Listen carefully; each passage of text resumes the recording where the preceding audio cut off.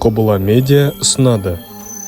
Кубаев Әділхан ұстаздың Құран тәжвид дәрістері.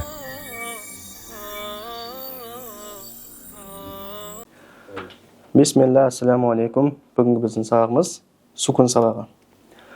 Яғни осыған дейін біз сізмен фатха, кәсір, дамманы өткен едік. Оның өзінің ә, и, у деген дыбыс берді. Енді бүгінгі өтетін сукун, яғни ол тоқтау дыбысы. Мысал үшін, мына сөз алайық. Бізде бұл жерде бірінші келіп тұрғаны ол бізде ә, яғни алиф ә. Кейін нун келіп тұр. Осындай кішкентай ғана нүктесімен, кішкентай ғана белгісімен. Енді мысал үшін осында бізде нун әріпін үстіне қоятын болсақ, мысалы әнмен қоятын болсақ, әнә болады. Былай қоятын болсақ, әни болады. Былай қоятын болсақ, әну болады. Білеміз. Енді дәл осы жерде бізде мына белгі себепті бұл бізде ән болады.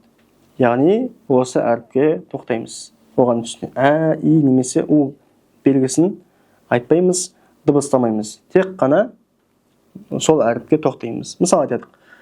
Әу, әй, зин, зиді, зуқ, дәуру, удау, узир деген сияқты. Яғни сол әріпке тоқтайды екенбіз. Мысал айтайық.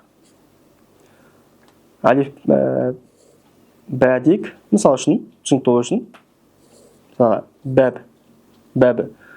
Сол сияқты дейік, мысал үшін, бәді, немесе бәу деген сияқты. Яғни осы мынау белгі, сукун белгісі келген уақытта біз сол әріпке тоқтайды екенбіз.